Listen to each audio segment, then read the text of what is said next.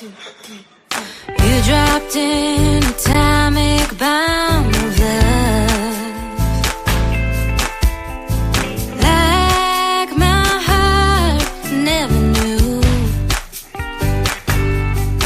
How quickly did it fade? How fast you went away when it wasn't about you.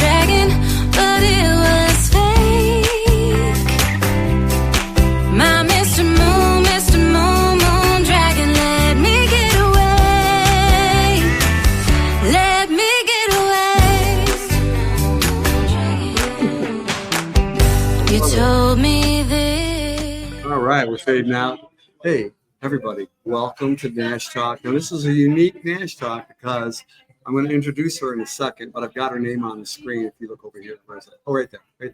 And I'm just really excited. I got to tell you why. It's the night before Thanksgiving, a holiday bar night, busiest bar night of the year, next to New Year's. And what's really cool is that I've been doing this for over a year as a DJ, as a songwriter, as just a lover of Nashville, the whole 9 yards. But I'm also from Motown, the Motor City. And I'm at one of the coolest places you can be the night before Thanksgiving, at one of the nicest, most popular restaurants where celebrities from the Eagles, Earth, Wind, and Fire, Britney Spears. Frank, really? Oh, yeah. Britney Spears was sitting right over there. Yeah, a couple years ago. Even Miley Cyrus was here partying, awesome. partying like a crazy person. And so the celebrity tradition continues because I have with me to my right, probably your left, Miss Jacki Daniels. Jacki, welcome. Hello, welcome. Thank you so much for having me. No, this is great, man. And it's really cool because, I haven't done this in about a few months. I took a break for a variety of reasons. And this is being recorded live on Facebook and YouTube. And we're going to have the AI slice and dice it and put it all over the place after Instagram, LinkedIn, TikTok, everywhere. So you're going to see it later if you want. And you're going to be able to also ask questions. If you don't see it live, you're going to see it later. And you can ask questions in real time tomorrow, a week from now, a month from now. And she'll be able to see it and respond. Okay. And that means, by the way, if you look, I got it scrolling across the little ticker there. It's JackiDanielsShow.com. Okay, so if you want to find out more after or even during, you can do that. But stay close, look at us, pay attention, because I want to welcome. My name's Chris Anthony, and we are north of Detroit, the Motor City, about a good 20 miles, and we're in the suburb. We call it Metro Detroit. And we're going to have a really good time talking to this young lady right now. What time are you supposed to take stage today? 7:30ish. Okay, 7:30. So in Nashville, it is about 4:30, 4:26 to be exact. So if you are in the Nashville mindset, we're about an hour ahead of that, even with the daylight savings. Didn't transfer. I think it just shifted. I don't know why they do it. It just makes it darker here. But anyway, if you hear people in the background, I do have the background reducer on. But what that is we are at a restaurant. It's a phenomenal restaurant. It's an Asian restaurant. They serve Chinese food, the best sushi chefs. The bartenders are out of. You know what? Before we jinx it. Cheers. Now she's got an old fashioned, and I know Lisa.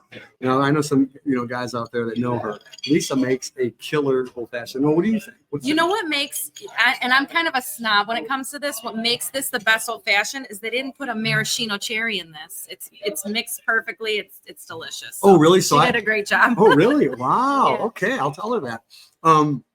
Well, so let me. We've already introduced you. Now you are from Michigan, right? Yes. Originally. Ludington? No, I have family in Ludington, and I spend a lot of time there when I can. So I'm gonna be right and wrong on a bunch of stuff. Yeah. But no, I grew up in I was born in Royal Oak. I grew up in Sterling Heights. I went to Lansing. I've got family in Ludington, and I'm kind of in the Clawson area. Uh-huh. I'm in this area where we are. Yeah. And I love Michigan. Yeah. So you were just in Nashville. In fact, somebody mentioned your name. In fact, he'll be here later today. He said, "Hey, you got to meet my friend Jacki Daniels," and she's just out of this world. You were performing in the city somewhere in Troy, right? In Troy? Or going to? Yes. So yeah, I've been working with Firebird Tavern in Troy. Oh, okay. So they're Yep. a newer venue that we've been doing some live music there too. So you're bringing the Nashville flavor now. Just to let you know that she's really authentic about it. You were just in Nashville, Tennessee, down in Music Row, and you were at Beard Records. I think it's Beard. I've recorded a song there as well, actually. And I always, the way you see it, Baird, like Beard, whatever. And I think they say Beard. Okay. Yeah. Okay. Beard Music Group. Yeah. There you go. Yeah. Great people. They just take your song and they just listen to you, and then they put a team of musicians on it. So what's before we go back to that, let's go back even further. So you've been writing and wanting to sing since you were a little kid, right? Yeah, I've always been a singer. I've always been in the choirs and things like that, and I've always heard melodies in my head. I started writing songs when I picked up my guitar. When I picked up a guitar and kind of self-taught myself some chords, and that was like 17 years old probably. I started writing my own music and dabbling with other musicians that were interested in forming bands and stuff like that. So it's been a long time. Wow. So you're self-taught. So you learned the chord progressions and the circle of fifths kind of thing. Yeah, well, I was in orchestra, so I was first year violin in high school. I was a bit of a music nerd, I guess. I was I was choir president. I was first chair violin, and I was friends with all the band people. Sure. So picking up the guitar after learning the violin was actually easier than it would have been because I had already had the dexterity and to know how to kind of like use a stringed instrument. So that was really helpful. Wow. Now we opened up with Moon Dragon, right? Yeah. Okay. Now, how did you write that? How'd you come up with that? So that was a song that I wrote that was just kind of I was just fired up about like a relationship, like a breakup, Right. And I kind of Taylor Swifted the situation, and it was just a song I wrote for me, just kind of like an angry but fun song, and I took it to another local musician who's also a producer, Louis Lee, and he Sure. just put such a fun spin on it. So it's one of my favorite songs because it's so fun, and it actually has more streams than any of my other songs right now. So that's kind of cool. It's funny because I've been a DJ and I've worked with radio DJs and iHeart, Clear Channel, everywhere. And what we're automatically trained, and it's like one of those unwritten rules as a DJ, whether you're a club DJ, wedding DJ, radio DJ, is that you could take the best musicians, band, anything, and you listen to what you think that the audience is going to like, whether it's in their car, on the dance floor, or whatever. And when I was listening to all your songs, and I liked them, that one was the one I chose instantly. I don't spend. Really? It just within 2 seconds, I'm like, because that's all we have usually. Like 1, 2, oh, that one.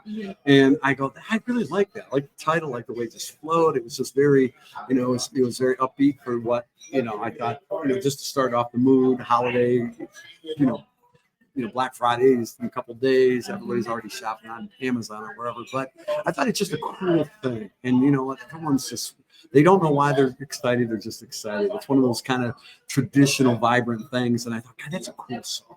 And, I know that you've been in different competitions or you were in the Rising Star, right?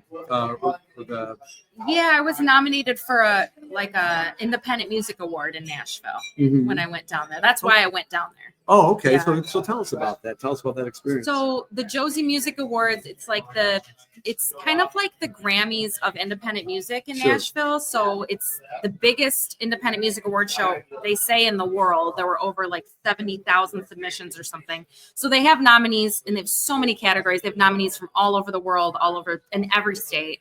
And I submitted, and I was nominated for Rising Star of the Year.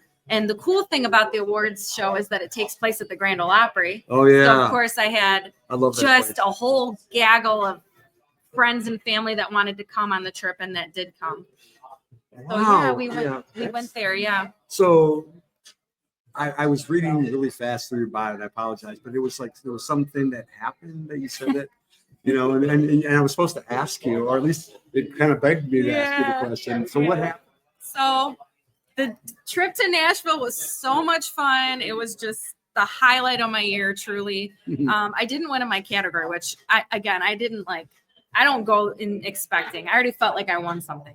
But there was another girl that was nominated in another category, and her name was also Jacki Daniels. Sure. So when her category got called, and I knew it wasn't my category, they said, I think it was like a songwriter award or something. Sure. They said Jacki Daniels, and I got like 20 people in the first couple rows screaming their heads up, Jacki, go, go. I'm going, you guys, I don't think this is all right. So I walk up on the stage of the Grand Ole Opry. I go right over to the host, and I just say, I'm not sure, but I don't think this award's for me. So it was just me and the other Jacki Daniels up on the stage, and there's pictures of us just like trying to figure out what's going on. But no kidding. they were very like graceful about, getting me off the stage, but it was a really humbling, embarrassing, funny moment that I will never forget. It's like a Steve Harvey moment. It was, I was laughing. I don't. Wow. Well, okay. Maybe I'm going to play stupid for a minute. So there was another Jacki Daniels there? Yeah, she spells her name differently than I do, but. Okay. Now, I asked you at the beginning. Now, that is your stage name, so to speak. Okay. Now, you don't have to give me your real name, whatever, whatever. That's fine. Because we all have, Elton John. I mean, it took me 20 years to figure out what his real name was. And not that I cared, but I think that's a great name. I really do. Thank you. And it fits you. It fits your face. It fits your voice. I think that's cool, and it's just you. Okay, because I am from Detroit and played all the music. The only thing I tell everybody is that in the last couple of years I've been back and forth with radio DJs and country radio presidents and things like that, and you can't fake Nashville. You cannot fake it. No. I mean, like if I just said, "Hey, well, I'm Nash Talk and or blah blah blah, I'm doing a Nashville show," it would be a disservice because you have to go down there. Yeah. You have to listen to it. You have to play it. You got to at least record one song down there. You've got to feel the vibe. You into the Grand Ole Opry. You've been done a whole bunch of things down there, which I want to keep deep diving into a little bit more if I can. But I think that you're doing it right.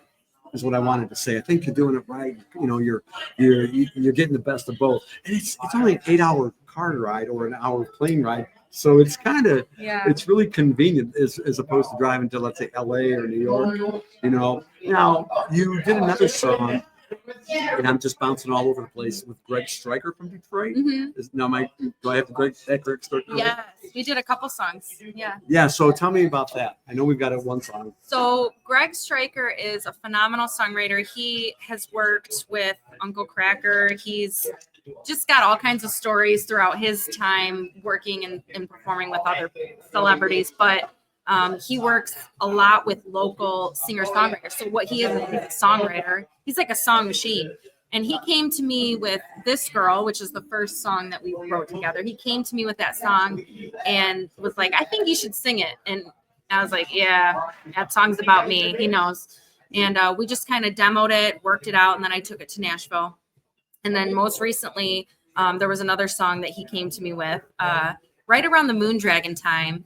That's really fun. And just a catchy, we had talked about, well, where do you want your music to go? I'm very good at writing sad, depressing love ballads, but that's not necessarily what I want to like put out as like my, my image or whatever. So he came to me with another fun song called Betcha Thinking About Me Now, and we recorded and released that out of Nashville. And Greg is just, he's just bless his heart. He's just a phenomenal songwriter. He's actually, he's fighting for his life right now. So we should all say a prayer. Wow. Okay. Yeah. So, but even despite all that, he's still, we're still meeting over Zoom and we're writing songs, and he's still in it. So he's co-writing with a lot of local Michigan musicians.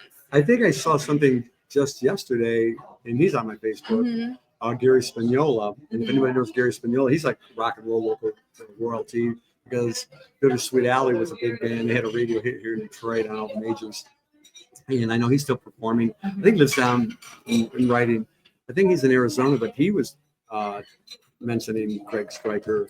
Yeah, And I we're mean doing a project everyone. I together. mean he's a good guy to know because, like I said, so many of my closest musician friends have co-written with him, and then you have this also connection, to just hearing his stories. I mean, you should really interview him. Oh yeah, I'd love to. Yeah. I just had Larry Frantagini, and he played with everybody. I think I said his name wrong. Yeah, But he'll be in here tonight. He actually plays with Kid Rock, that's cool. and he played with a whole bunch of other Yeah, people. same with Greg. Yeah, Alice Cooper and all these people, right? So yeah, I meet rock and roll royalty in here all the time, and people past, present, people that play with Seeger and everybody else. So that's cool. You're in the right river of flow. I mean, the music that you're putting out, and because I think that the more hype and the more exposure that you get is really well deserved, because I listen to it and I'm going, wow.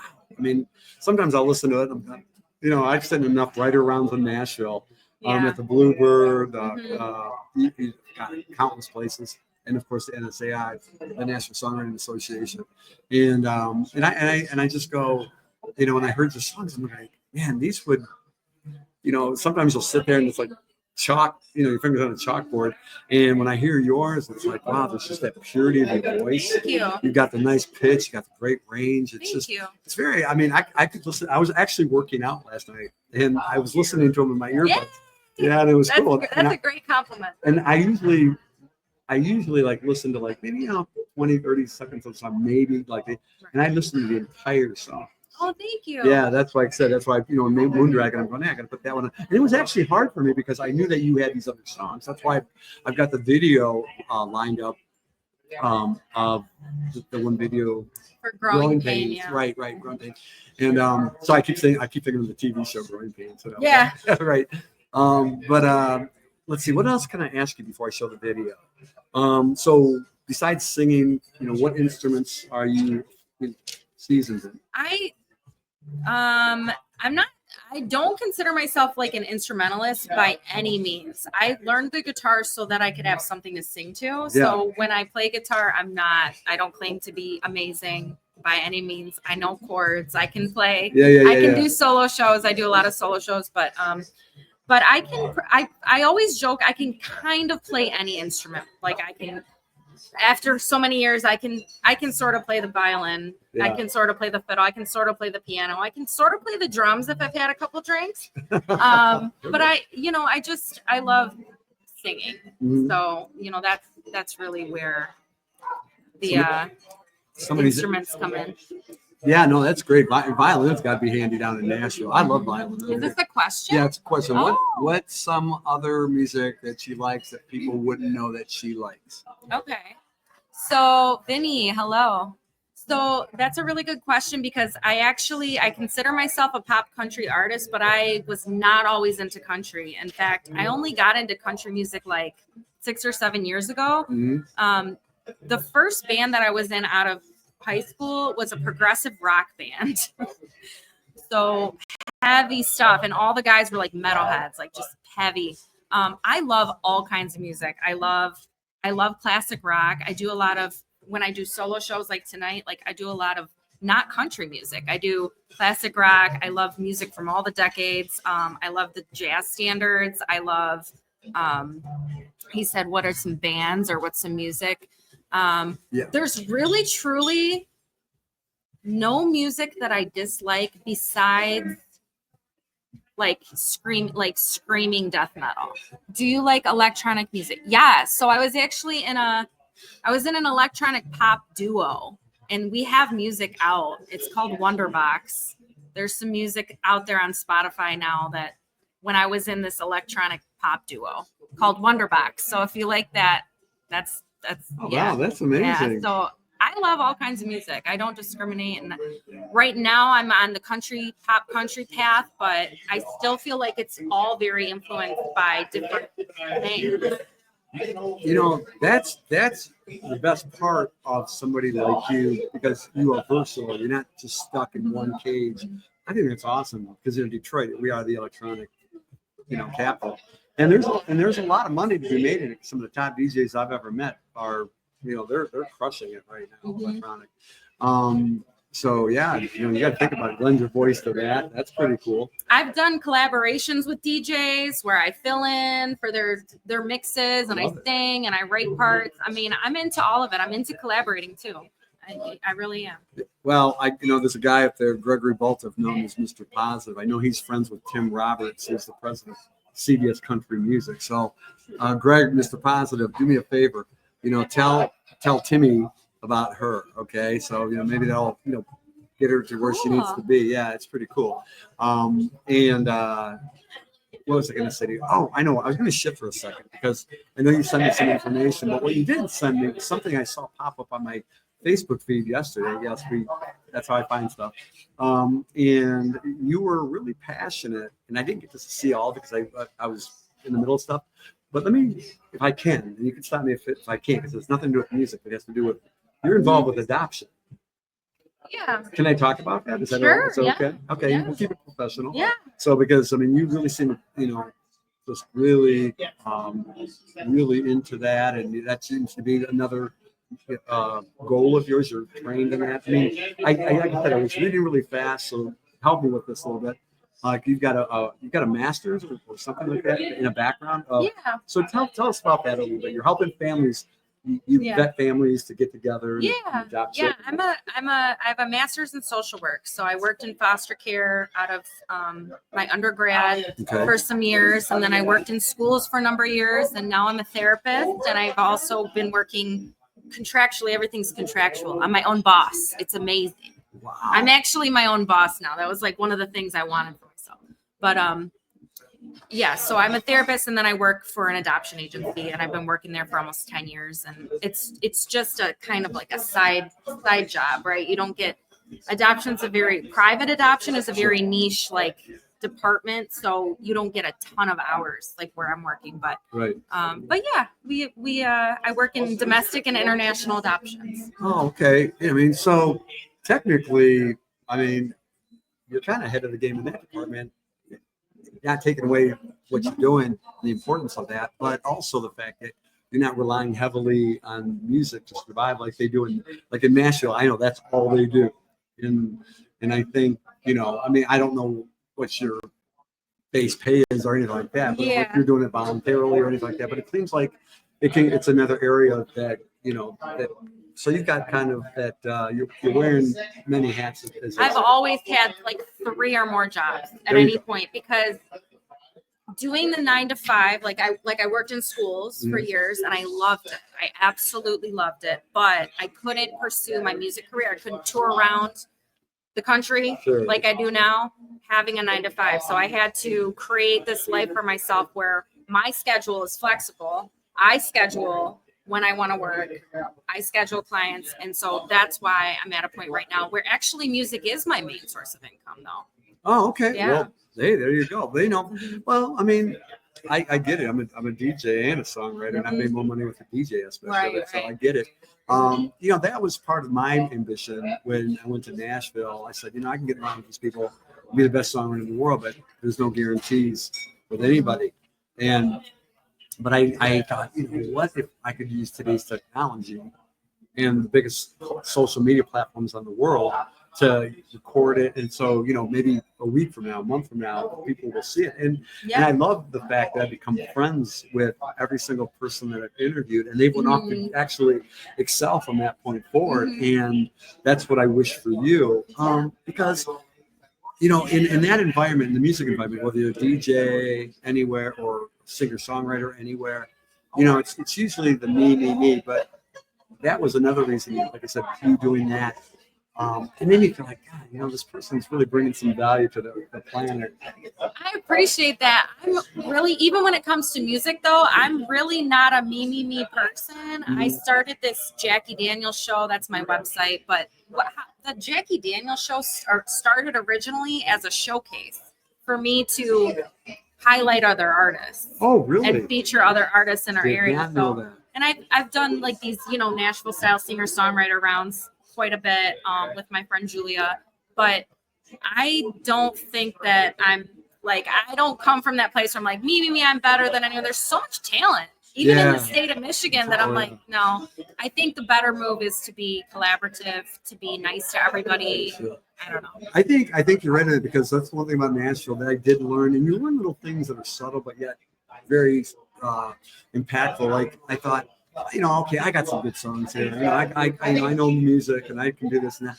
But I guess, and then you see all these people that play night after night after night that are really, really good, and some of the lyrics are really good, and then it's like, wow, you really have to find a way to get, not cut anybody off in line, but you have to find your own niche to get the exposure. So let me ask you a question. Sure, so go ahead. You obviously, this is called Nash Talk, right? Yes, ma'am. And so you're going and you're planning on going to Nashville. So I feel like we could have a whole hour of conversation just about Nashville.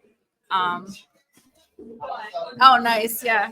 Very cool. That's it. They own the Bluebird Cafe. Okay. And that TV show Nashville 10 years ago. Yeah, that was based on this. I was supposed to go to the Bluebird because I met someone here at the Tin Roof in Detroit that was like, my friend's running the singer circle at the Bluebird. When you're going to be there, and I didn't end up going. Who's that? I can't even remember. It was literally like a guy or girl? It was a guy, and he was running the Bluebird on Mondays. One of the guys. Oh, I think I know. I interviewed him.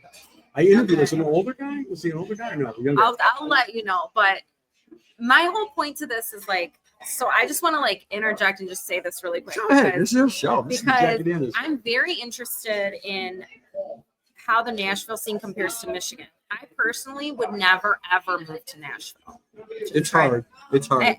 That's not for me. Yeah, I get it. But I love what it has to offer as far as like this award shows and like different opportunities to sing, and like obviously the studio there I love. But before I went to Nashville this last time, I joined a bunch of singer-songwriter pages in Nashville, and I was asking a lot of questions about, is there any chance I can sing while I'm there? Blah, blah, blah. I mean, people were offended that I would even ask. It's so oversaturated with singer-songwriters. And so I personally feel like, this is just me bragging on Michigan right now. I feel like the Metro Detroit music scene is in some ways better than Nashville. It has opportunity. Because people are more face-to-face interaction. People are coming to your shows that want to hear you play, not just because they want to also play. Right. People are collaborative. They're working together. They're booking shows together. And maybe that's because there's so many different genres of music in Detroit too.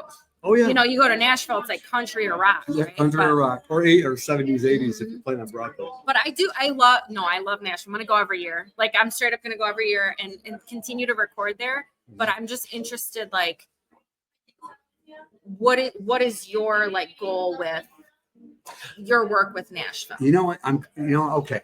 I'm gonna have to park this out as fast as I can. You're absolutely right. There's pluses and minuses to everything that you just described, because it took me years to figure that out. In fact, when I used to go there years ago, I didn't think anything of like ever wanting to live there. I was a New York, LA, or Florida guy. Take your pick. Chicago was kind of like a DJ addendum to Detroit. But I tell you what, the one thing, like when I go back to Nashville, I lived right a few miles from downtown, and I was downtown all the time. Mm-hmm. The guys knew everybody. Like Broadway? Right, Broadway. In fact, we even started a show down there within a week.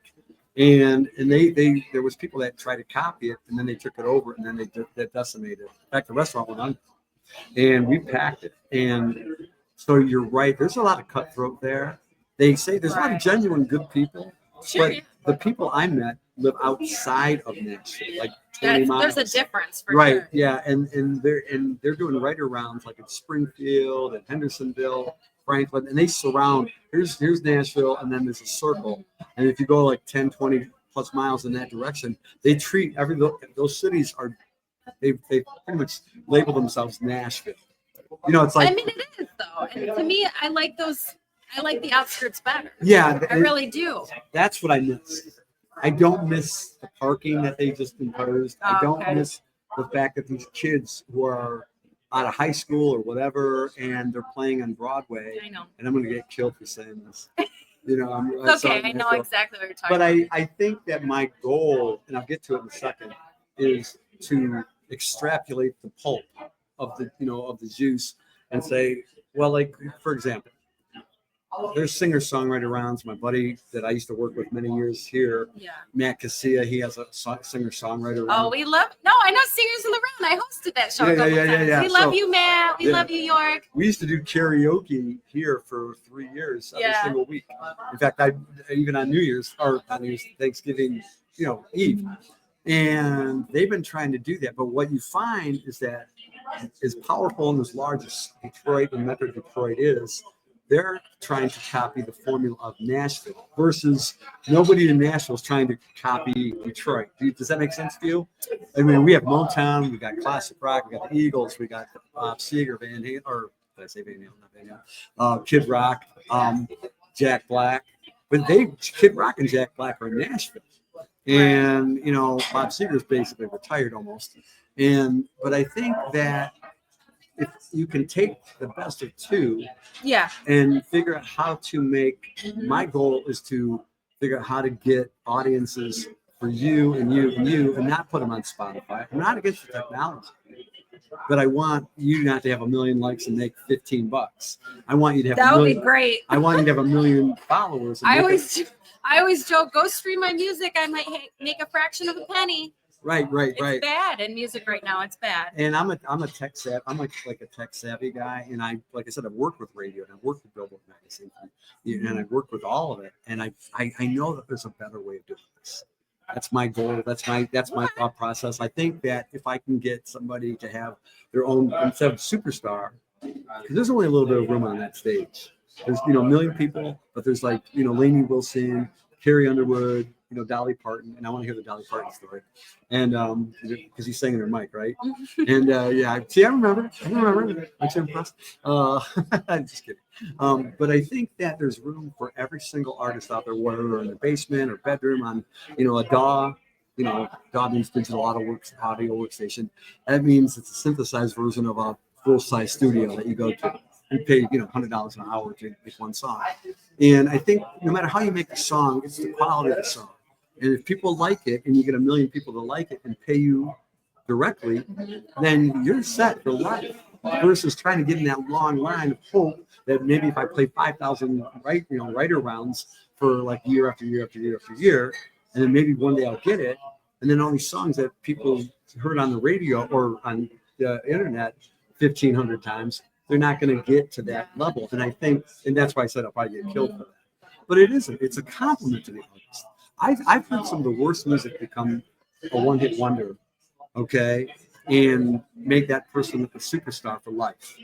I mean, I can tell you a lot of one-hit wonders, that one song, and for Vanilla Ice, Ice Ice Baby. I know every word of that song. And that was a sample. I know. You know what I mean? And he hated that success. And he was like, because Ice Ice Baby, stop what you're doing. Didn't he get sued or for not. that? Or they tried to sue him because he stole the he stole the lick. He stole the basement. I was singing the wrong song. I was singing the Humpty Dance. I meant to say A1A Beachfront Avenue, and he hated it, but then he embraced it years later because that, to be recognized everywhere you go years later for one song, that's a dream for most people. For one, and how many people are actually going to have the opportunity anywhere, Detroit, Nashville, anywhere, to have that one song and live off of it. And then, even it's like even the best bands, and they would sell albums, CDs, they get like 2 or 3 songs. Journey, right? Any Way You Want It. No, Journey has so many hits. Don't even come at me about Journey. But if you have 10 songs on an album, only 2 or 3 are going to get radio. You know what I mean? Yeah, and but the rest don't you think right now the age of the one-hit wonder is gone? It's converted. I'll tell you what happened. It morphed into no longer is an album significant like we think. It's, even if you have the 7, 8, 9 song on your album, you may love it, but the audience may not like it. Yeah. Where now it's the era of singles. It is the era of singles. And part of that is because people don't have the attention span right now to listen to a whole album. So we have to, unfortunately, as artists, put out singles once. So I put out an EP, right? But before that, I was just doing and a lot of people are doing this, a single a month, because you're keeping people's attention that way, because people have such short attention Right. But the real music lovers will listen to your music. Sure. Though. I guess, knowing, and I've been in all areas of the spectrum of both sides, whether I wanted to or not, because I'm an Ableton user. I'm a seasoned Ableton. I work with some of the best producers in Ableton. And the DJs that use it, Calvin Harris, Dave Guetta, Chainsmokers, they make more than any country artist. They're worth 100 million plus a year, So it's like, God, I should just synthesize, and it's all synthesized music. Any instrument you can synthesize. I can even sing into it, and hit it violin. And where, in Nashville, it just seems to be, you got to have a cowboy hat, the cowboy boots, and then you got to have the guitar. That's not real country music, though. Some people will argue with you about what is country music. It's evolved so much. It has. But then they make fun of Jelly Roll because they think he's a rapper. They think Morgan Wallen's just I think he's great. I saw Jelly Roll a number of times, phenomenal. And I think he's freaking great. You know what? It's nice that people aren't coming up to me and asking me for Waylon Jennings, no disrespect, but they want to hear, I need a favor, or something like that from Jelly Roll versus. To me, his songs are no different than any other country going on right now. So if it's, I don't know. I don't even know. Yeah, the river of music is never going to stop. And it's always it's not going to be the same water twice, even though we see it as, just one thing. There's this clear liquid going through, and it's not. It's something that's gone through cycles and things, and that's what music is. And that's exactly, because I love music. I get paid a lot of money just to play it. Mm-hmm. And then I push a button where I see these people up there that I become friends with, and they're playing 4-hour sets for tips. Or a $400 chunk of music, and they're making millions of dollars from that. That city makes over $30 million a day, and Detroit doesn't even do that. And I think that after this last trip, that I was like, well, at least 1 million of that 30. Right. Yeah. We had a crazy good time. We did. It's crazy. I mean, and Nashville's a great party town, and it's fun, and it's all the above, bachelor capital of the world, or whatever you want to call it.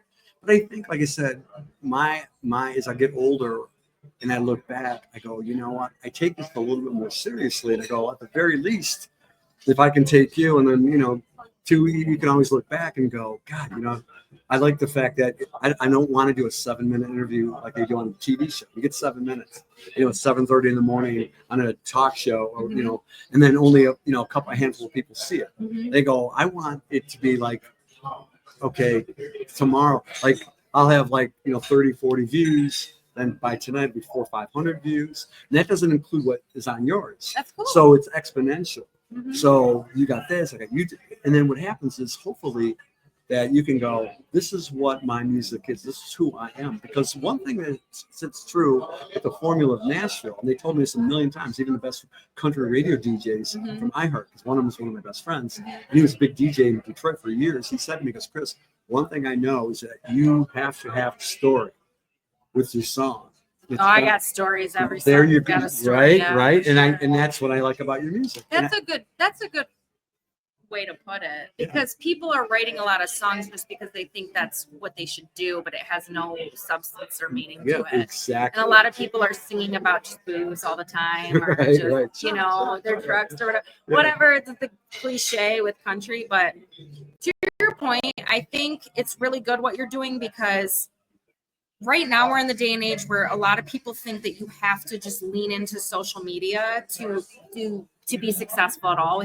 I've never felt that. I've always felt successful playing shows in front of real people, making real life connections. That's what you're doing with your show. You're making real connections with people.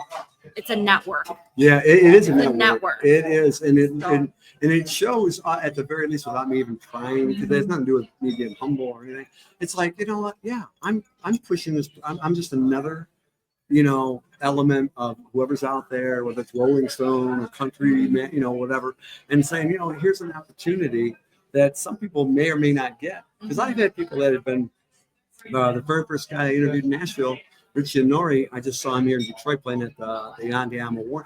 He's played with Earth, Wind & Fire, Toto, Yeah, exactly. And now he plays with he owns the band called The Sweet, and they had a major bunch of hits back in That's the so 70s. cool. So, and he's played with Rick Derringer, Richie Sambora, and you know what? Now he's one of my best friends. And I met him a year and a half ago in Nashville, the day I got there. And that goes with a lot of guys down there and girls. And I don't discriminate. In fact, a girl I met here 3 years ago on Halloween, Hannah, the Nike. We were hanging out all night long, and 2 years later, we saw each other in Nashville last year, and now we're friends. And she sings at Kid Rock, Honky Tonk, all of them. Stage. That's great. So it's a great networking thing. And now, like I said, I didn't want to just get anybody without heart. That's why I took a break. And this is the first time. Yeah, because since June or something. And I said, you know what, I need. Like you said, substance is a great word. It's one of my favorite words to describe what's in your heart. It's got soul. It's got really good content. And I feel like this is a good one. This is a good one. I mean, this is like, I'll be honest with you. It's like if Taylor Swift was sitting here, I would be the same. No, it'd be the same thing. It could be Kelly. It could be any of them. Kelly Clarkson. You know, so I think and I feel that, you know, this is great. I think you're on the cusp of something that, you know, in the near future, something could really big happen for you. Oh, that's so nice. And I've said with a lot of famous people, even before doing this, you know, they don't have what it takes. They're not going to last long. And a lot of them haven't. When I sat with Lenny Kravitz 30 years ago. Stop. In Royal Oak, yeah. Oh, yeah. Oh, my God. And he was only supposed to be there for an hour. I'm going to do a Lenny Kravitz song tonight. Are you really? Yeah. Which one? Fly Away. Ooh, I like to fly. He's one of the coolest guys. He can speak fluent Italian. And really? Oh my God, he's just amazing. Gosh. And he didn't want to. He was supposed to. He was playing at Pineapple. Every time I've seen him there, he's sold out. And the thing, he always tries to make it to the hill, and he can't even make it to past the sixth row. They mob him, right? But anyway, I remember he could have left to do a sound check, and he just kept. Every time he kept trying to leave, people kept talking. He would just sit down and start talking to him. I mean, I love the guy. I had a bromance with that guy. Oh my God! My roommate has a huge crush on Lenny Kravitz. She's gonna love to hear this. Yeah, She's gonna be like, "Tell me everything." He's the bomb. Yeah, Lenny, that's you deserve your success. He's He's not a prima donna. He's the real deal. And I've seen people, even in here, I'm not saying names, that well, actually, I did say one name that she wasn't very well behaved. And if you want to review the tape, I'll let you pick. She's better now. She's better now. Yeah, she is better. Actually, she won Song of the Year last year. I love her. Yeah. I'm gonna do a song by her too. Oh yeah. So so I do wish you success. I wish you happiness. I mean, and like I said, we're gonna slice and dice this and put it out there. And my goal, my mission, is to make this bigger and better. And I've had some of the best people, go, yeah, this is cool. This is That's cool. Great. So you know what? And I've seen the people that we've done. And I'm glad I didn't do some of the people that I just felt really like I shouldn't say that because they don't know. You got to go with your heart and your gut. It's experience and it's life. Mm-hmm. It's being older, and I try to pass on that. So when I'm telling your story, it's about your music, how you started, the good, the bad, the ugly, the funny moments. Speaking of funny moments, and I want to play a video really quick before, because I want to make sure I say everything and ask everything we can do. If they also tell about the mobile kind of thing. Oh yeah, so she should be a co-host. She should be. She, in fact, that would be kind of cool because I know what Matt has been doing, and I love him. And York and those guys. He got me this gig here tonight. Oh, did he really? Yeah. Well, Matt, if you're around, I love you. I just saw him here a couple weeks ago. I love Matt so much. Yeah. Like, we just have such a special friendship. And I'm willing you positive vibes for you. I am. So let me play a song really quick. Let me show the video to you. Here, can you play this? Can you show this? Okay, we're gonna look at this one.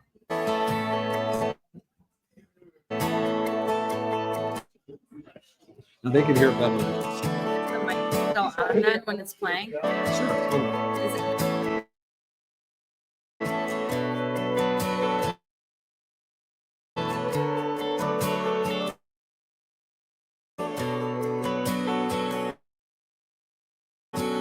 He's tired,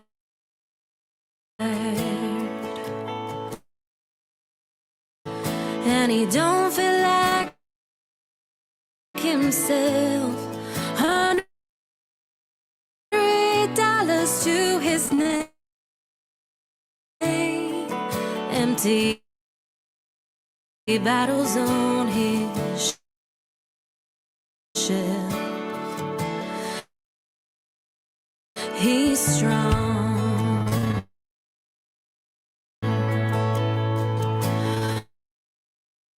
but he might need some help.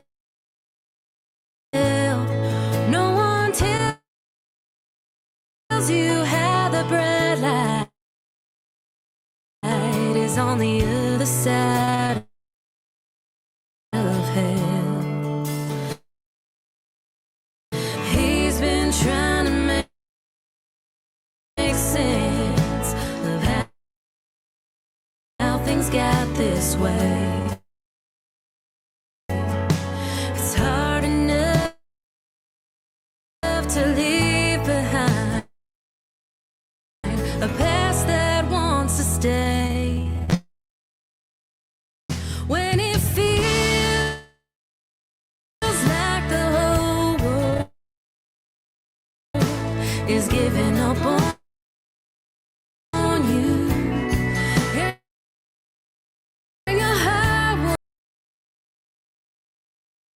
will. All right. Well, we just gave you a sample of that, and so that was the first and only video you've done so far. And you were telling me while the music was playing that it was at your boyfriend's bar. You said, Yeah, my ex's. your Yeah. ex-boyfriend. I'm sorry. Yeah, that's okay. We were trying to whisper while. No, I was it's at a local diner. Yeah, we cleared out the space, I love and the videographer came in and did his cool thing with lighting. I think it turned out cool. Yeah, I love it. It's black and white. I think it's great. So yeah, I think there's more things coming and more video coming. And have you worked with anybody in the video department around here to make videos? Or? Yeah, quite a bit. So the man who did that video, his name's Ryan Archibald. He's worked with Alan Turner, who's someone that Alan Turner is like the reason that I even have a music career. I wanted to talk about him. Yeah, so Alan Turner, I joined his band as the backup singer years ago. Kenny Rogers. He's tribute now band. doing a Kenny Rogers Okay. thing that we travel around with. It's so fun. Right. We're literally like all over the whole country in sold out theaters. It's so awesome. But before that, it was Alan Turner and the Steel Horse Band, and I joined as the backup singer like 7 years ago. Mhm. But before that, when I couldn't join the band because I had a full-time job, he asked me to be like the star of one of his music videos, and that was the same producer director of my music video, Ryan. And so there's this song called Tennessee Twister, and to this day it's one of my favorite things I've ever done. Uh-huh. I look so cool in this video, but it's Tennessee Twister by Alan Turner. I'm gonna play that song tonight too. Yeah, you should. No, just go. Listen, do your thing. Do your thing, girl. Own it. Just here because there are, there's some people in here. You never know. There's people here, and just play. I know you want to play to the crowd. That's Broadway. I don't want to see a 25-year-old kid playing "We Will Rock You." You know what I mean? And that's what they're Because doing. you didn't even know that song. Yeah, you weren't even born. No, And I only play songs I want to play. Yeah, play what you want. I'm to play. not playing That's anything why I don't they're want. here. That's why you're here. Like even Matt. I mean, one thing about Matt when we did even when I did our karaoke, he would do his own renditions of the covers. Yeah. Like Georgia. Georgia. I mean, I just used to sit there and we were kind of put together here on the patio years ago. Yeah. About 15 years ago, and I'm sitting there going, why am I with this guy? And then him and I just clicked. And I consider him a brother, and and this place is my family. But I wish the same for you, because when you get into that mode, I'm the crazy idea guy, and I know that it's going to hopefully help and catapult people, because I don't need the success everyone has or wants to have, because I think the real success in this business is getting a family of people that will support you financially. They'll come to they'll buy your merchandise. They'll pay $5 or more to see you, as opposed to walking in, hopping downtown somewhere. And I want to go, wow, that's Jacki. Yeah, I want to, whatever. And you know what? That's something that, like you said, you love doing that job in the schools, but it didn't allow you the freedom to do what you really wanted to do.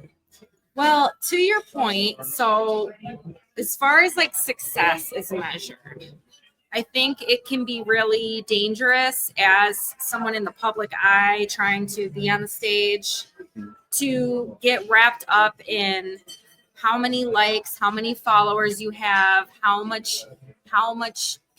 people are in the audience. Like you can really like go down a bad path with that. I've always tried to have a mentality of, well, I am doing exactly what I want to do, and I am still helping others because that's a passion of mine too, with music and with other things.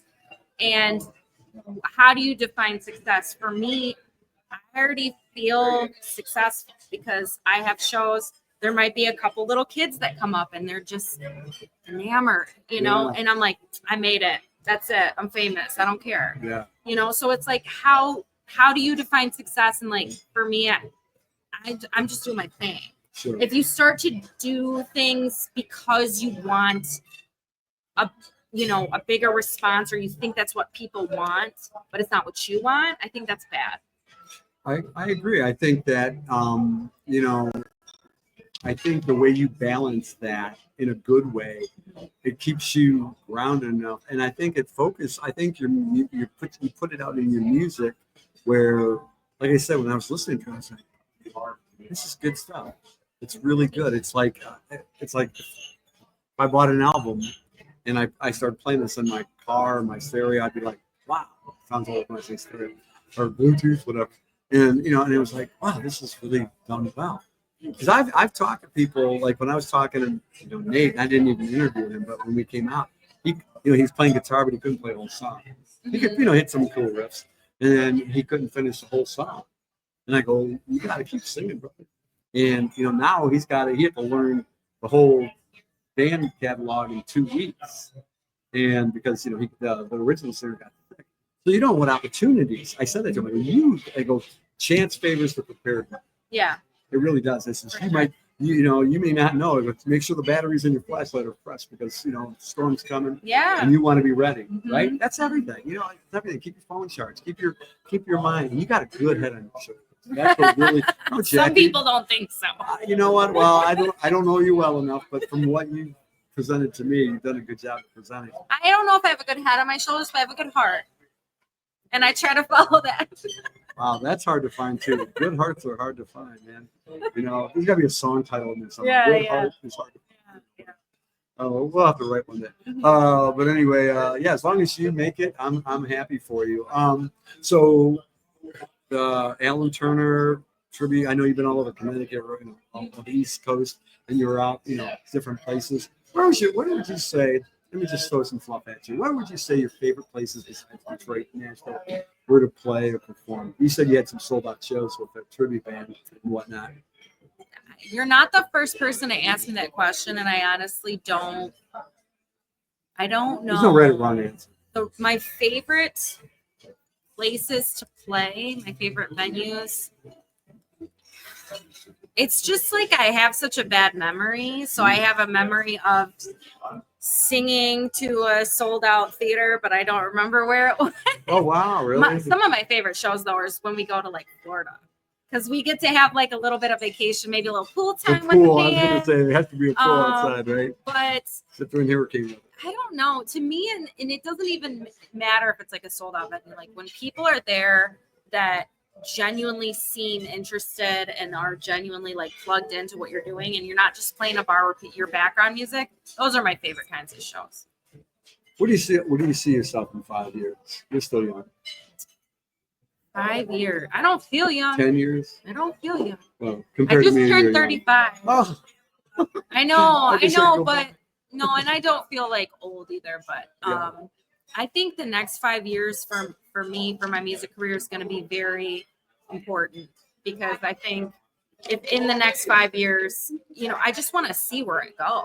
Sure. Like I said, I already feel like I've had so much success. I've had radio play. I'm on the Duke boxes everywhere. I mean, that's in itself is so cool. I'm going to continue with the Kenny Rogers show that, we've been doing. That's like my main thing. And then just putting out and writing more and more music. Lots more music videos. Yeah, I don't know. Kenny Rogers. I got to interrupt you. Yeah. Kenny Rogers. Okay, I'm thinking about this. My buddy who's a radio DJ, for iHeart country radio guy. His name is Michael J. He was actually good friends with Kenny up until he died. Cool. And I love Lionel Richie, and I know their relationship. Mm-hmm. Both I know good. a lot about Kenny Rogers. Yeah. Okay, so what do you think is what's your favorite song of Kenny Rogers? Oh, I don't. Maybe Buy Me a Rose. Oh, really? That song always just gets me like choked up. But no, Alan Turner, who does the Kenny Rogers tribute, Yeah. he did also know Kenny Rogers and had a friendship with him, and he looks and sounds just like him. Oh, really? I do the backup parts and then the duets. So I emulate like Dolly Parton, Sheena Easton. I do the We duet. Got Tonight, yeah. So so you do so you do We Got Tonight. What's the other one? Yeah. Islands in the Stream. Islands in the Stream. That's, I know the history of all those songs. I know Robin, not Robin. One of the Gibb brothers. Who's the main Gibb brother? Barry Gibb wrote that song. Okay. From the Bee Gees. Okay. And I my favorite song. I shouldn't say Through the Years is a big one, but Through the Years we do. Yeah. Crazy. Richie Marx wrote it. Oh, I don't know that one. Crazy. Hi, Sally. Yeah. She lost her husband because she was actually my son's teacher, but she actually got to meet a plethora of major stars for years. Her husband was in the record in the music business big time, Rodney, right? And there's some really cool stuff about what you're telling me, because I think you're on the trajectory of the right people to get to a higher place fast. What I love about I love Alan Turner. I mean, you'll meet him tonight. He's coming. Okay. I can't wait. He has just paved the way for a music career. But even with the Kenny Rogers shows that we're doing, we're traveling all around the country, and I still feel like my music is being showcased because. Sure. I do these solos, these duets, and people ask about my music, and then we talk after the show. So I feel like I am getting kind of like exposure in other areas. Yeah, I think that's awesome. Right now we got right 120. Oh, cool. See, that's just one of the three. So this one time I was on there and I thought nobody was watching. Like 27 people watching me, and it's like zero. I think if one person's watching. Yeah, no. It's that's the one thing about the software. It's kind of weird, but anyway, that's why I have to look on my phone. You know what I mean? Because sometimes I go, "Where is everybody at?" And I'm looking. I'm like, "Oh no, never mind." In fact, hold on, let me check real quick. Cause in fact, there's been some shares right there too. Cool, very cool. See, this is for you. This is the Jacki Thank you, I appreciate Daniels. This ain't the Chris Anthony show. No, I'm nobody. All right. I mean, the Jacki Daniels show takeover. Yeah, Nash Talk right here in Detroit. It's kind of a great thing. Because I think Music Row and Motown are really synonymous with each other. They really are, because they'll play Motown at all the country bars. You'll hear it. Like you'll hear it In Nashville. Oh yeah, I've heard. I'm gonna hear "Listen, Baby." Ain't no mountain high. You'll hear. Okay, maybe, but I didn't hear. Oh, you'll hear Stevie Wonder. You'll hear rock and roll versus Stevie Station. I'm just like protective of my Detroit people. I'm like you live where? In Nashville. So you probably have a better idea. Well, because here's the thing, because I don't know how long you went there for. Yeah. But it wasn't like I went there for like weekends and then like a week. Right. And I thought, I know everything. You got to go there for months at a time. I don't want to do that. But that's where you pick. No, because then you're sitting there going, wait a minute. That's the Temptations. I'm like, Yeah. what? You get where I'm going? Yeah. And I was like blown away. And I would hear Eminem at the clubs. Like at Jason Aldean. So what you're saying is Detroit is having an influence on Nashville. It's trying. So that is very important and pivotal to me because Absolutely. Motown came from Detroit. Eminem came from Detroit. I know Michigan, that. But now they're over in Nashville, right? Showing them what's up. He wasn't even born in Detroit. You know that? Well, not Detroit. He was born in Michigan. No, Missouri. Oh, Eminem. Yeah. Well, who cares? But he was. He made a name for himself here, though. Yeah, that's how he ended up in because his mom could only afford to live in Naples. Okay. That's why in Detroit. Okay. Well, I still consider him authentically. Oh no, he loves Detroit. Yeah. He's more Detroit than Kid Rock. I agree. Look at the Michigan train station. And guess who we had there? Jelly Roll. Guess what? Yeah. Guess who worked at that event? You did. I did. Wait, did you really? I was. So, you know, I working got at a pictures of the Michigan train station for years. I'm standing next to it because there's a great tamale place right behind it, right on. Yeah. Because I got married at that church behind it, same age. Oh, And but anyway, there was a place, and I used to see that building. And they go, yeah, that's the haunted house. That's the biggest. They call it the world's biggest crack house. You know, and they said, yeah, we should tear it down. And they're doing that with the Renaissance Center right now. They Yeah. want to tear that. I'm like, no, that's Detroit, right? no, Eminem was pretty much running the whole Grand Station opening. Like he hosted the event, and I work for a talent agency, and they hired me to go in and work the event. What's telling me? So Productions Plus. They're great off the So- Telegraph. Yeah. Yeah. So It's out there. basically, I went in and I couldn't pretend like I mean, I was working. So I was basically like shuffling all these rich people, like the governor, like tour seat and stuff. And but I was front row, right, of all the shows, and I was side stage of Diana Ross, and I was just like, this is cool that I'm this close. I get to witness it, right? 80 years old, Diana Ross. Give me an opinion on that. Oh my god, no way. Is she really? 80. I would not believe that. I didn't know that, but when I saw her, I was like, she's got it going on. She was like one of the best performers of the night. Wow. And Jack White was there even? Jack White was people were going ape shit for Jack White. Can I tell you? Well, he's a national now, but there's a true story behind the train station. It was like a dome, like an igloo. Yeah. That was his house behind it, Okay. and next to the tamale place. And then he sold it gave it to his brother, and then some big developer just bought it Yeah. because they know now that whole neighborhood, that Yeah. old Detroit neighborhood, Mhm. is now going to boom. Because for years it was just horrible, off the chart. I know we're going off the path here with Jacki, but she's Miss Detroit. Look at her, Jacki. I'll call you Jacki Detroit. That's fine. That would be a cool name, Jacki Detroit. Nah, keep it with Daniels for now. I think that's good. So how'd you come up with that, real quick? So Jacki Daniels, well, is not my real legal name, but when I was, let's just put it this way, the first time I ever consumed alcohol, it was Jack Daniels. Let's go with that. Okay. And someone was like, "You're like Jacki Daniels," and from that, I mean, I was very young. From that point on, my entire life, people have Oh yeah. had No, called me Jacki Daniels, JD, J Dizzler, whatever. That's been my nickname forever. When I joined, and when I joined the Alan Turner band, I was on Facebook and I had my legal name at the time, and I was getting a lot of, and I still do get a lot of, creeps. Yeah. You're in the public eye, you're in a state. A lot of people friend requesting me that I wasn't sure if it was like a safe situation, so Alan was like, do you want to use your regular name or do you want to use a stage name? And I was like, well, Jacki Daniels is so country anyway. Let's just go with that. And so that's just been It works. it works. It works well. It works. I like it. Now people in Nashville will tell you that I got to change my name, but I am not doing that. Just because, there's maybe other people that are like, I'm Jim Beam or I'm like, whatever. But I'm like, no, I'm not changing my name. That's my name. That's my nickname. That's my stage name. And it works for country, I think. Yeah, I think it's great. I'm a whiskey girl, so. So what else can I ask you? I don't have I don't have my teleprompter with me, so I'm what would you say to anybody that wants to be a singer or songwriter like yourself? Oh. That wants to be a singer-songwriter? Just a nice holiday. Yeah, I think if you have a love for music and an interest in music, there's a lot of people I know right now that they are nervous to go for it.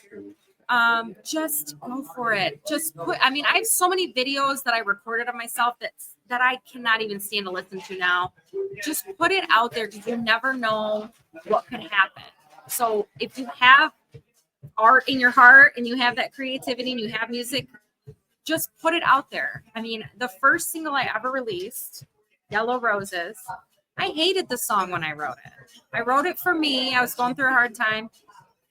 I was like, I hated it, right? But I recorded it and I put it on Facebook and a lot of people liked it. So it turned out to be the first song I put out.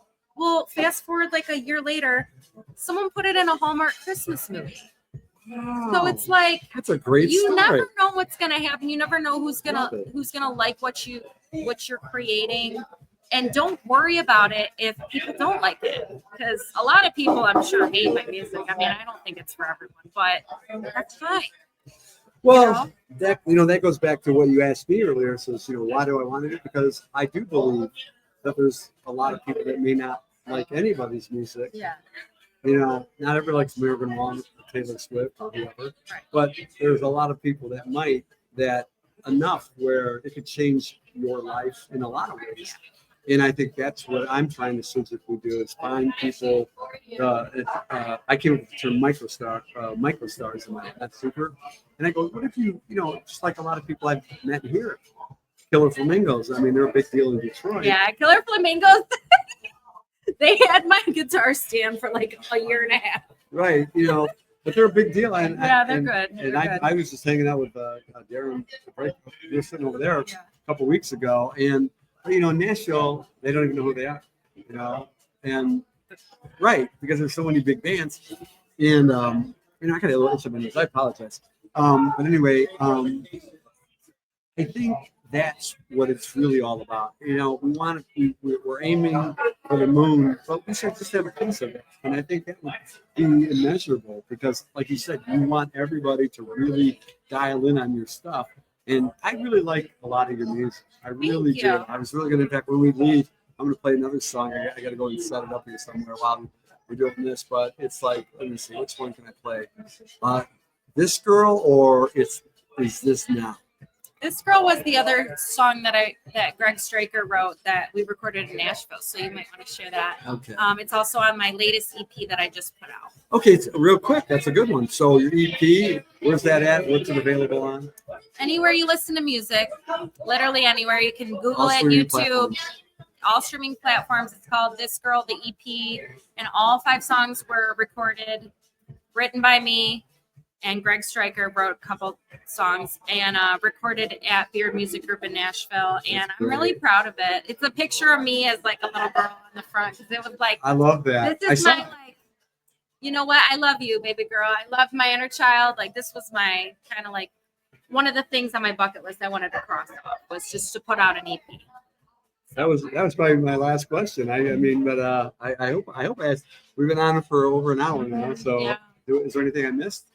No, thank you for having me. I think this is what it's all about is just having those real life connections and being able to answer questions. I think it's so cool. People like questions and stuff. So and you can ask questions later when we do this, and I'll share you the version, so you'll have it for your hard drive or whatever. It was really coul. I hate to say AIs, but I got this thing that can actually slice and dice and label. Let it do what it can do. Yeah, and then we can put it. You can put it anywhere. And years from now, you can go, hey, that's one of the things I did.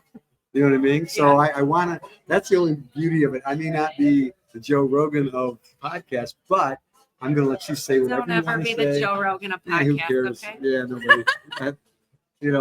But by the way, it took him 5 years and he didn't know what was going to happen. And they said, why are you doing that for all that time for free? And he goes, oh, I like doing it. Yeah, he liked doing it.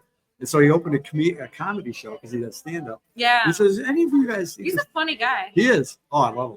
And he goes, and he says, any of you guys heard of my podcast? Because my friends think I'm wasting my time the last 5 years.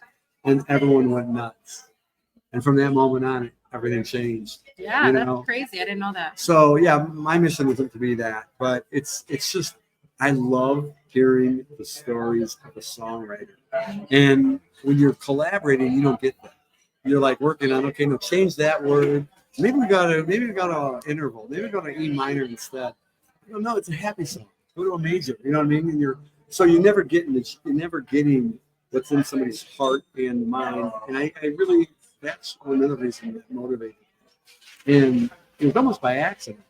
So I like doing it, and I hope it transcends into something for you, Jacki Daniels. She's performing tonight here. If you get a chance, come out to Mongenlau, 1515 Stevenson Highway. And it's in Troy, just north of Detroit, off a major highway, I-75. That's the one I think Journey was talking about. It goes all the way to Florida. And I think it's just an amazing thing. Her young life has went through all these changes from, this little girl that had these dreams, doing Kenny Rogers tributes, to writing her own music, working with Greg Stryker, Detroit legend. You got a lot going on there. You got a lot going on. Thank you. And by the way, I think isn't Taylor Swift and Carrie Underwood older than you? They gotta be. Aren't they what? They're older than you. I don't know. Yeah, I don't know. I don't pay that much attention. Yeah, I think they're older than you. So you're young, I don't girl. know. They're just in their prime right now. They're in Ooh, their prime. maybe there's still a maybe I can. Yeah. You know what would be so cool would be like a bucket list thing would be to play like a stadium. Which one? I don't know. Any stadium? Okay, Nashville. Would you play the Ryman, the Bridgestone, I the don't- Bluebird? The Bluebird is not a stadium. I know, but it's royalty there. I can play at the Bluebird. Just give me a couple years. We can play there. But I'm talking about like a stadium. Mark Allen Burnett, if you're on there, or the other, Are you talking about Mark Allen right now? you know, He's the first person I'm going to interview for my podcast. I interviewed him already. He's the last interview Oh, I did in you Nashville. did? Oh yeah, he's on my. Okay, so all the stuff I'm telling you about Nashville, it like came from him. Like he knows a lot. Yeah, do you know his quote? He's got a quote. Gee, no, I forgot. But yeah, no, I interviewed him over at the He's Reba funny. McEntire's place. He's funny. He's a great source of information. Oh, yeah. So he's Yeah. been like very helpful. He's been doing it for over 40 years. I know. Yeah, he's great. See how that worked? I love it. So did I do okay? You did great. Okay, I think you did amazing. What else do you want? What else do you want to tell anybody? Anything? We're good? Go to Jacki. I'm good. Come to Manjinlau in Troy if you're in Michigan in the area. I'm going to start in about an hour. All right, yeah, exactly now. All right. Well, anyway, we're working on the table. That's how we set it up here. It's the first time I've ever done it in one of my favorite restaurants in the world, actually. Cool. In fact, when I'm in Nashville, this is the only thing I'm homesick for. Really. Have you tried this sushi? Yeah. You like sushi? Oh, yeah. Oh, yeah. In fact, ask Terry. Say, have him make you some. That's how we do it here. I didn't even order. I just tell him, do something. Okay. Well, we're gonna let you guys go. Enjoy your night. I know it's a real busy night. People getting home from work, traffic, blah blah blah. So this is a weird time for us to do it during rush hour. But she's got to work. She's got to do a show tonight.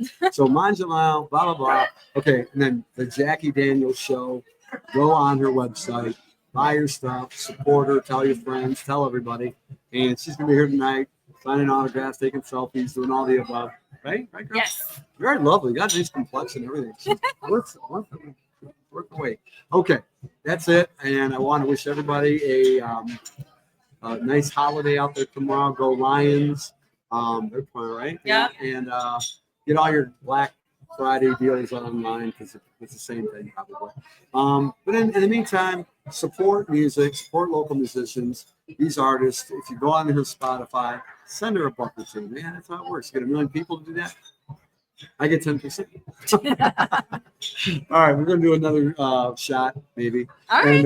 And then that's it. All right, thank you guys. It's been the first one all summer long, and it was really worth the wait to do Jacki Daniels here on this Nash Talk program tonight.